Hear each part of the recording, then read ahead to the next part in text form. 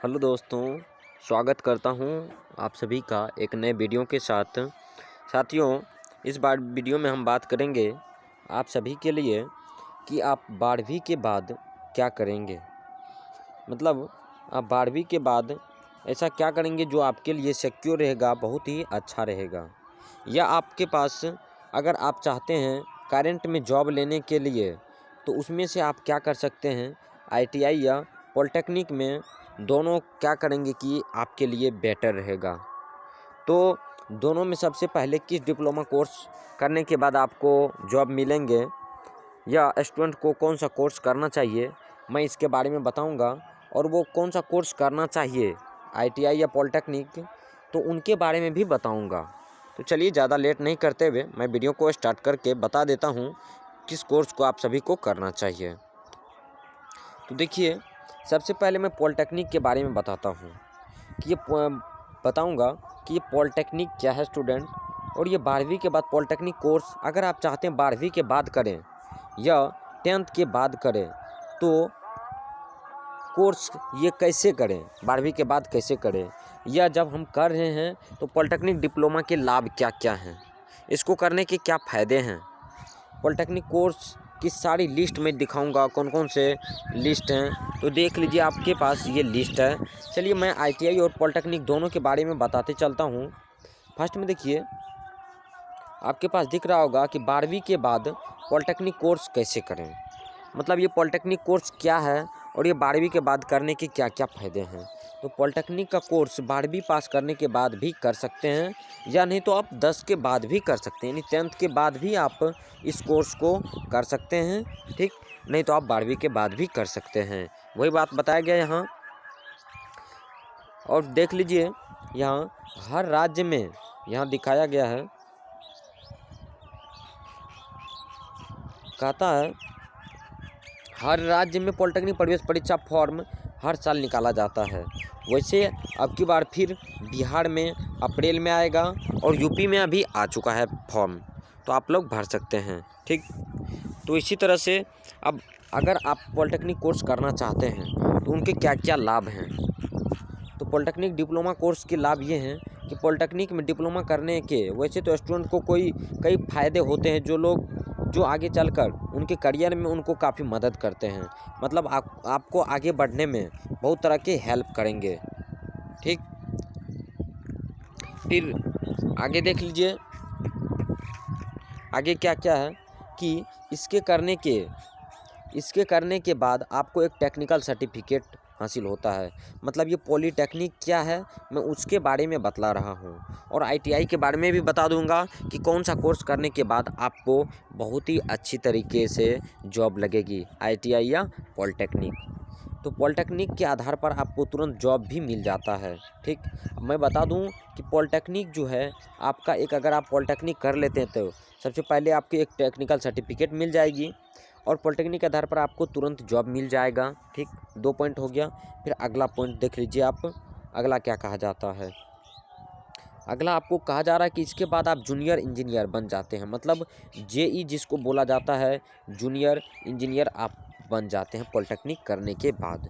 Junior engineer के लिए पद के लिए अप्लाई कर सकते हैं। इसके अलावा लोको पायलट, टेक्निकल असिस्टेंट और बहुत सारे सरकारी पदों के लिए आवेदन कर सकते हैं। मतलब अगर आप पॉलिटेक्निक कर लेते हैं तो इसके बाद आप जूनियर इंजीनियर के लिए अप्लाई कर सकते हैं। लोको पायलट मतलब ये ट्रेन के ड्राइवर आते हैं, उसके लिए आप अप्लाई कर सकते हैं। फिर अगला है कि यह इंटरमीडिएट के बराबर की मान्यता प्राप्त होता है। मतलब आप जब इसको कर लेते हैं तो आपको इंटरमीडिएट की प्राप्ति हो जाती है, इंटरमीडिएट भी आपका इसमें करा दिया जाता है।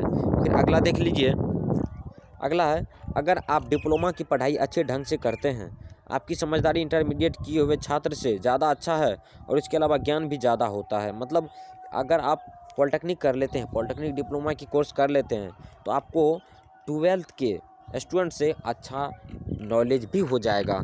तो क्यों नहीं आप पॉलिटेक्निक को करें। तो मैं आप बता देता हूँ कि आप क्या करें, आईटीआई भी क्या है, तो आईटीआई के बारे में भी। अब देखिए एक बात और है कि बोलिएगा आप लोग कि पॉलिटेक्निक करने के बाद आपकी सैलरी क्या होगी, वो कहाँ पता है। तो पॉलिटेक्निक करने के बाद भारत में प्रोफेशनल की शुरुआती सैलरी 10,000 से 20,000 के बीच होती है।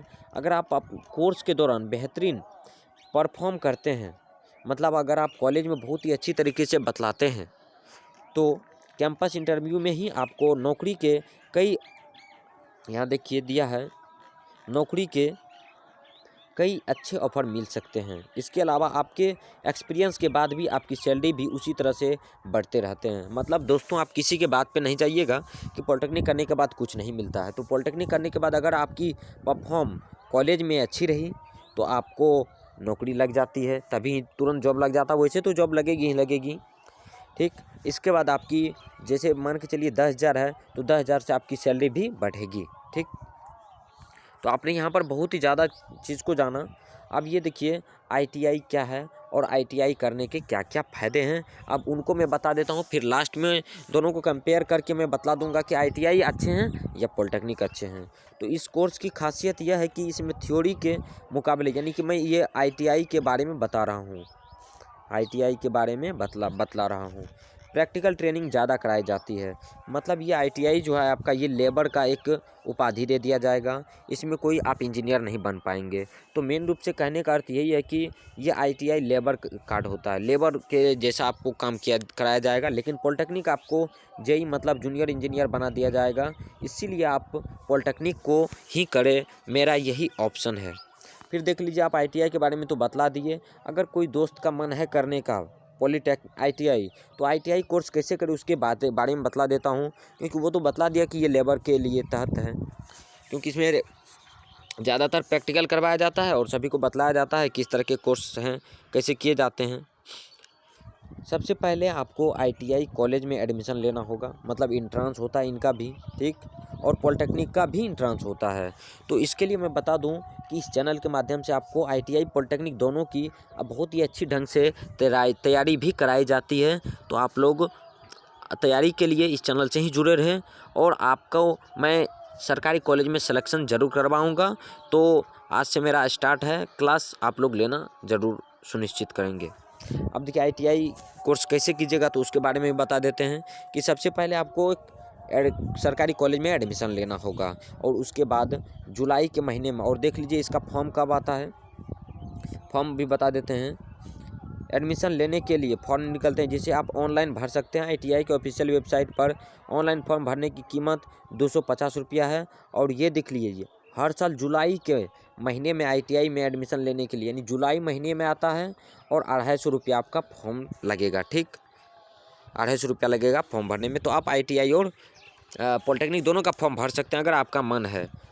तो मैं बता दूं कि ITI नहीं करे तो बेटर है। आप पॉलिटेक्निक का फॉर्म, ये भी आता है जुलाई और जून में, तो आप भर ही दे पॉलिटेक्निक का। ITI से अच्छा है पॉलिटेक्निक। तो आज के लिए इतना ही, मिलेंगे फिर नेक्स्ट वीडियो में। अगर आप चाहते हैं कि पॉलिटेक्निक में मैं अब की बार सिलेक्शन ले ही लूँ, तो इस चैनल से बने रहिए, आपकी सारी तैयारी बहुत ही कंटेस्ट हो जाएंगी।